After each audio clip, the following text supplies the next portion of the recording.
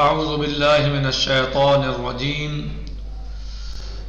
بسم اللہ الرحمن الرحیم الحمد للہ رب العالمین الصلاة والسلام علی اشرف الخلق محمد وآلہ الطیبین الطاہرین اللہم صلی اللہ علیہ وعجل فرجہم۔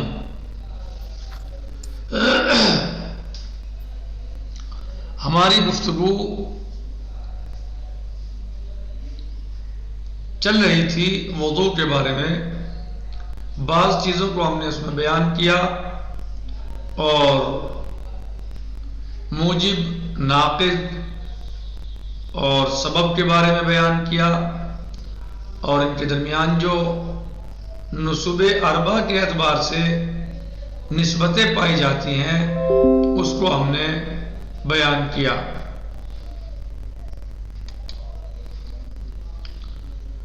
اور ہمارا درس اس میں چل رہا تھا وَمُوجِبُهُ، یعنی موجب الوضو، وضو کا موجب کیا چیزیں ہوتی ہیں، کون کون سی چیزیں ہوتی ہیں؟ البول والغائط والریح۔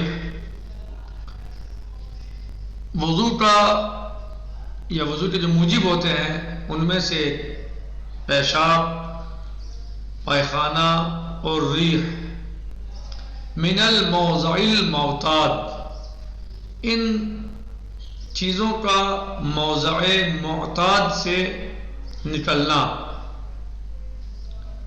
موضع معتاد یعنی جہاں سے عادتاً یہ چیزیں آتی ہیں، وہیں سے اگر یہ آئیں تو موجب بنتی ہیں وضو کا۔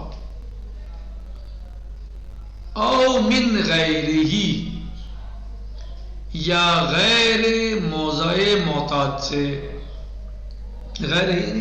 غیر موضع معتاد، ما انسداد ہی، جب موضع انسداد موضع معتاد بند ہو جائے، یعنی جو جہاں سے عادتاً یہ چیزیں نکلتی ہیں، خارج ہوتی ہیں، جب یہ اگر وہ بند ہو جائے تو پھر جہاں سے آ رہے ہیں وہیں سے آنے پر وضو کا یہ موجب بنے گے۔ صحیح یعنی پیشاب، پائخانہ، ریح جب موضع معتاد سے خارج ہوں، موضع معتاد یعنی مخرجین، پیشاب اور پائخانے کا مقام، او من غیرہ، یا غیر موضع معتاد یعنی مخرجین کے علاوہ، جو ان کے مخرج ہیں ان کے علاوہ، اس کے علاوہ، ما انسداد ہی، انسداد موضع معتاد یعنی مخرج کے بند ہونے کے بعد۔ اگر موضع معتاد بند ہو گیا اور پھر کسی اور جگہ سے آنا شروع ہوا ہے تو پھر بھی وضو کا یہ موجب بنے گے۔ وَإِطْلَاقُ الْمُوجِبِ عَلَى هَذِهِ الْأَسْبَابِ بِاعْتِبَارِ إِيجَابِهَا الْوُضُوءَ عِنْدَ التَّكْلِيفِ بِمَا هُوَ شَرْطٌ فِيهِ۔ اطلاق موجب اس پر کیوں ہوا، موجب کا اطلاق کیوں ہوتا ہے اس پر، ان اسباب پر موجب یعنی کا اطلاق کیوں ہوتا ہے، ان اسباب پر موجب کا اطلاق کیوں ہوتا ہے؟ باعتبار ایجابها الوضوء عند التکلیف، اس لیے کہ سبب بنتے ہیں وضو کا عند التکلیف بما شرط فیہ، اس تکلیف کو انجام دینے کے لیے یا اس تکلیف کے وقت کہ جس میں وضو شرط ہے، عند التکلیف بما ہوا شرط فیہ، یعنی جس میں وضو جو ہے وہ شرط فیہ یعنی فی تکلیف، جس تکلیف میں وضو شرط ہے۔ کما یطلق علیہ الناقض، جیسے کہ اس پر ناقض کا بھی اطلاق ہوتا ہے، یعنی موجب کا بھی اطلاق ہوتا ہے اور ناقض کا بھی اطلاق ہوتا ہے۔ کما یطلق علیہ علی حاضر اسباب مثلا بے اعتبار عروضها للمتطہر، کب ناقض ہوں گے یہ؟ جب یہ عارض ہو جائیں متطہر پر، یعنی متوضی پر، باوضو انسان پر جب یہ عارض ہو جائیں تو اطلاق ہوتا ہے ان اسباب پر ناقض کا بھی. یعنی اگر بول خارج ہو کسی متوضی سے تو یہ بول ناقض ہے للوضوء، غائط خارج ہو تو غائط ناقض ہے للوضوء، ریح خارج ہو جائے تو یہ ریح ناقض ہے للوضوء کیونکہ یہ باوضو تھا. تو اور یہ چیزیں وضو کو توڑ دیتی ہیں. بے اعتبار عروضها للمتطہر، اس اعتبار سے کہ جب یہ عارض ہو جائیں، یہ اسباب عارض ہو جائیں متطہر کے لیے یعنی متوضی کے لیے. والسبب عام منہما مطلقان، اور سبب جو ہے وہ عام ہے ان دونوں سے مطلقاً، جیسے کہ میں نے یعنی درس میں بتایا، گزشتہ درس میں بتایا اور باقاعدہ شرح کی ان سب چیزوں کی. تو سبب عام ہے ان سے، یعنی سبب وہاں بھی پایا جاتا ہے جہاں ناقض اور موجب بھی نہیں پائے جاتے. یعنی جہاں ناقض اور موجب نہیں پائے جاتے سبب وہاں پر بھی ہوتا ہے. مثلا ایک انسان وضو سے بھی نہیں ہے، متوضی بھی نہیں ہے اور نماز کا وقت بھی نہیں ہے اور اس سے حدث صادر ہوتا ہے، سرزد ہوتا ہے، حدث صادر ہوتا ہے. تو اب یہاں پر یہ حدث کیا ناقض ہے وضو کے لیے؟ یہاں پر یہ حدث کیا موجب ہے وضو کے لیے؟ تو جواب کیا ہے؟ لا. جواب کیا ہے؟ نہیں. جواب کیا میں آئے گا؟ لا میں آئے گا نہیں.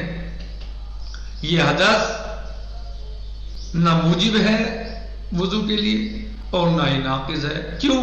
کیونکہ یہ انسان محدث نہ ہی تو متوضی تھا، باوضو تھا کہ اس کا وضو ٹوٹ گیا اس یعنی پیشاب کی وجہ سے یا پیخانے کے خروج کی وجہ سے یا ریح کے خارج ہونے کی وجہ سے. یہ متوضی نہیں تھا کہ یہاں پر انہیں ناقض کہا جا سکے.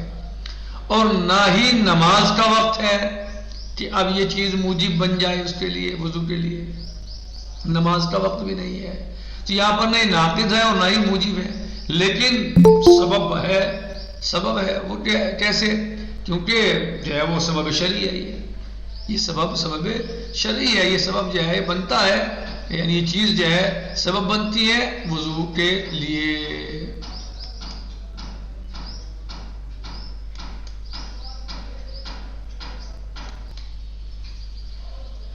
خیر، تو سبب جو ہے وہ عام ہے ان دونوں سے، جیسے میں نے شرح کی. جی کہہ رہے ہیں کہ وَالسَّبَبُ عام منہما، اور سبب عام ہے منہما من الناقض والموجب مطلقاً، جیسے ہم نے شرح کی مطلقاً کی. کما ان بینہما عموما من وجہ، اور جیسے کہ ان دونوں کے درمیان جو ہے وہ نسبت عام خاص من وجہ کی ہے. کس کے درمیان؟ ناقض اور موجب کے درمیان.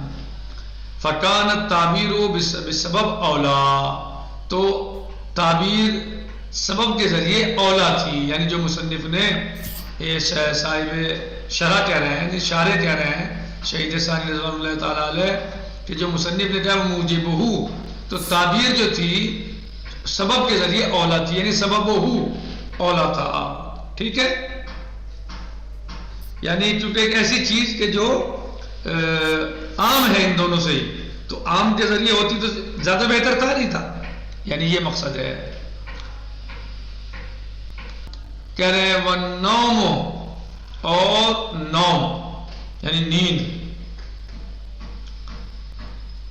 الغالب والنوم الغالب، اور ایسی نیند کہ جو غالب آ جائے، غلبتاً مستحلقہ، غلبہ مستحلقہ، علی السمع والبصر، یعنی ایسی نیند کہ جو غالب آ جائے سمع پر اور بصر پر، یعنی دیکھنے اور سننے پر.